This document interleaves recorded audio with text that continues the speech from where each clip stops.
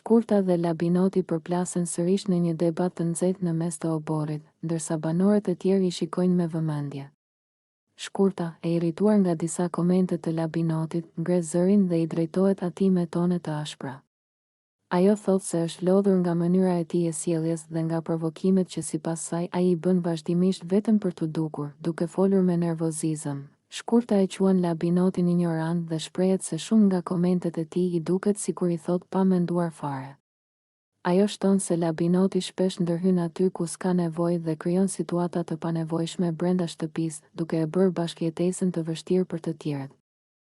Mëtej, Shkurta i thot hapur se sipas saj ai nuk ka asnjë të ardhme brenda Big Brotherit, sepse sjellja e tij nuk e ndihmon të krijojë as aleanca, as marrëdhënie të mira me banorët. Sipas saj, publiku kërkon njerëz që kontribuojnë pozitivisht në lojë, jo persona që krijojnë drama të kota. Banorët e tjerë qëndrojnë të heshtur, duke parë se si debatit i shtohej tensioni.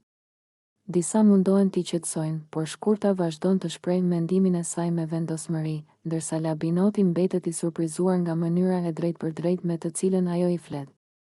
Labinoti debaton ashpër me Shkurtën pas një sër provokimesh që, sipas tij, janë bërë të padurueshme.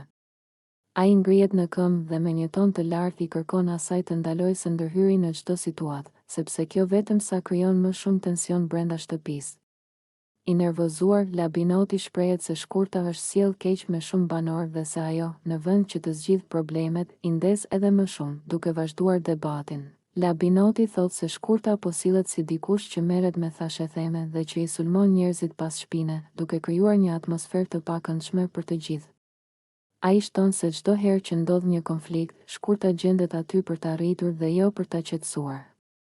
Gjë që sipas tij e bën atë të duket si një person që kërkon drama dhe vëmendje. Labinoti e thekson se është lodhur nga sjelljet e saj dhe se ndonjëherë i duket sikur Shkurta është gjithmonë në pritje të momentit të duhur për të ndezur debate të reja.